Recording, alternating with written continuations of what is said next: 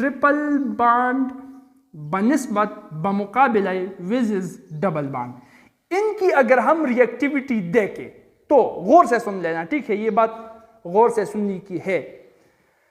Triple bond को अगर double bond की कंपैरिजन में हम देखें तो ट्रिपल बॉन्ड डबल बॉन्ड की निस्बत लेस रिएक्टिव है, डबल बॉन्ड ज्यादा रिएक्टिव है, ठीक है। अगर हम कहें स्टेबिलिटी के लिए, ये साइन हम अगर स्टेबिलिटी के लिए ड्रा करें तो फिर ट्रिपल बॉन्ड ज्यादा स्टेबल है डबल बॉन्ड की निस्बत। चलो साइन को हटा देता हूं, यहां पर लिख देता हूं triple bond is less reactive than double bond. Triple bond जो है वो डबल बॉन्ड से लेस रिएक्टिव है, डबल बॉन्ड ज्यादा रिएक्टिव है। क्यों? अब ये बात सोचने की है ना। सिंगल बॉन्ड सबसे ज्यादा स्टेबल है, डबल बॉन्ड उससे रिएक्टिव है, ठीक है। सिंगल बॉन्ड स्टेबल है, डबल बॉन्ड रिएक्टिव है, तो होना तो ये चाहिए था कि ट्रिपल बॉन्ड सबसे ज्यादा रिएक्टिव था, लेकिन ट्रिपल बॉन्ड डबल बॉन्ड की निस्बत थोड़ा रिएक्टिव है। मतलब अल्केन अल्कीन अल्काइन में सबसे ज्यादा रिएक्टिव वो अल्कीन्स है डबल बॉन्ड। अब ट्रिपल बॉन्ड डबल बॉन्ड की निस्बत थोड़ा सा स्टेबल, थोड़ा सा लेस रिएक्टिव क्यों है, ये एक कंसेप्चुअल क्वेश्चन है, इसको जान लो, ठीक है। इसके पीछे हैं दो बंदों के हाथ, two main reasons, there are two main reasons for it, दो रीजंस है, ठीक है। एक है less electron density. Electron density triple bond की कम है तो इलेक्ट्रोफाइल अटैक नहीं कर सकता, नंबर 1। और नंबर 2 है मोर एस कैरेक्टर। ट्रिपल बॉन्ड के अंदर एस कैरेक्टर ज्यादा है तो भी इलेक्ट्रोफाइल इसके ऊपर अटैक नहीं कर सकता। अब ये क्या बलाएं हैं, लिस्ट इलेक्ट्रॉन डेंसिटी से क्या मतलब हुआ वो यहां पर देख लो। हमने इससे पहले स्ट्रक्चर वो क्लियर कर दिया, C triple bond C alkyne का, ठीक है। वो किस तरह से क्लियर कर दिया, इस तरह से कि इसका sp इसके sp के साथ हेड टू हेड ओवरलैप हो गया, सिग्मा बॉन्ड इन्होंने बना लिया, और दूसरा sp तो वो s के साथ ओवरलैप हो गया है हाइड्रोजन के, ठीक है। अब इसका एक p, अब इसके अंदर तो 2 p अनहाइब्रिड ऑर्बिटल्स रह गए हैं ना, 2 अनहाइब्रिड p ऑर्बिटल्स यहां पर रह गए हैं। तो एक जो ओवरलैप हो रहा है और दूसरा जो ओवरलैप हो रहा है, जो कि 2 पाई बॉन्ड बना लेते हैं, ये दोनों के दोनों लोब्स एक दूसरे में मर्ज हो जाते हैं। एक पाई बॉन्ड का लोब, दूसरा पाई बॉन्ड का लोब, ये दोनों इकट्ठे आपस में एक दूसरे में मर्ज हो जाते हैं। तो ये पूरे का पूरा स्ट्रक्चर जो बन रहा है, ये पूरे का पूरा वॉल्यूम जो है, इसको आप पाई ऑर्बिटल कह सकते हो, जो कि पाई बॉन्ड का एरिया है, ठीक है। अब चूंकि ये वॉल्यूम जो है, इन दोनों के मर्ज होने से ये वॉल्यूम इंक्रीज हो गया है, बढ़ गया है। अब बड़ा वॉल्यूम है, इलेक्ट्रॉन्स इतने नहीं है जितना वॉल्यूम बड़ा है, और हमें पता है कि density is inversely proportional to volume.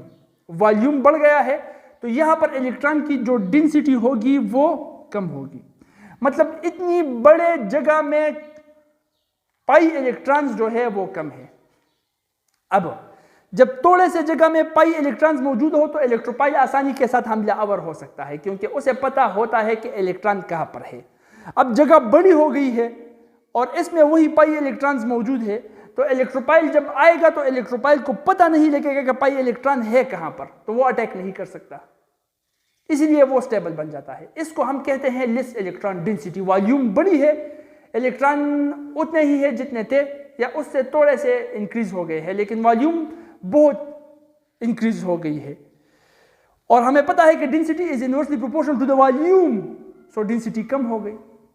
बात समझ में आ रही है ना। और वॉल्यूम क्यों इंक्रीज हो गया है, क्योंकि 2 लोब्स जो हैं पाई ऑर्बिटल के, 2 लोब्स, ऊपर वाला py जो ओवरलैप हो रहा था एक दूसरे के साथ, और pz जो ओवरलैप हो रहा था एक दूसरे के साथ, ये दोनों लोब्स आपस में मर्ज हो गए, एक पूरा स्ट्रक्चर पाई मॉलिक्यूलर ऑर्बिटल का बना लिया, जिस तरह के कंजुगेशन में हो रहा था। खैर वो तो सीधा सीधा हो रहा था, कंजुगेशन का स्ट्रक्चर नहीं है, सिर्फ समझाने के लिए कह रहा हूं, ठीक है।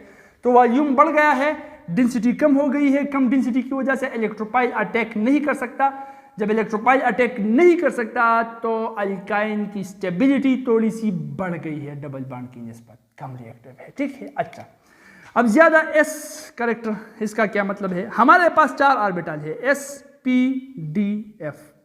अब जो न्यूक्लियस है, एटम का जो न्यूक्लियस होता है, उसका फोर्स ऑफ अट्रैक्शन जो है वो सबसे ज्यादा जो असरअंदाज होता है वो s पर होता है, फिर उसके बाद p पर, फिर d पर, फिर सबसे कम अट्रैक्टिव फोर्स वो f ऑर्बिटल पर होता है।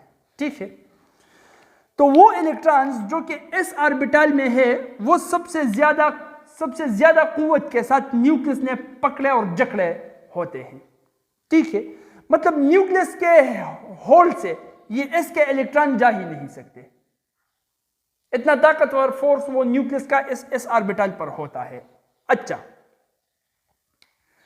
अब जब हम सिंगल बॉन्ड, डबल बॉन्ड और ट्रिपल बॉन्ड को देख ले, ये sp3 है, इसमें s करेक्टर 25% है, ये sp2 है, इसमें s करेक्टर 33% है, और ये ट्रिपल बॉन्ड sp है, इसमें s करेक्टर 50% है।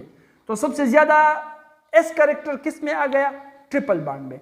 और इसी ज्यादा s करेक्टर की वजह से इनके जो पाई इलेक्ट्रॉन्स है उस पर न्यूक्लियस का, कार्बन के न्यूक्लियस का होल्ड ज्यादा होता है, तो वो इलेक्ट्रॉनों को कोई छीन नहीं सकता।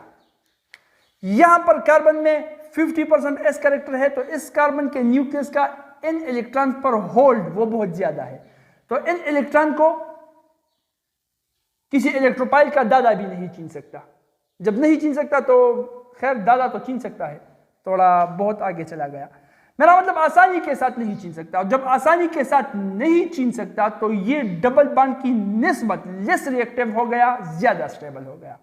तो ये वजह है कि ट्रिपल बॉन्ड डबल बॉन्ड की निस्बत वो लेस रिएक्टिव है। यार आ रहा है समझ में या नहीं?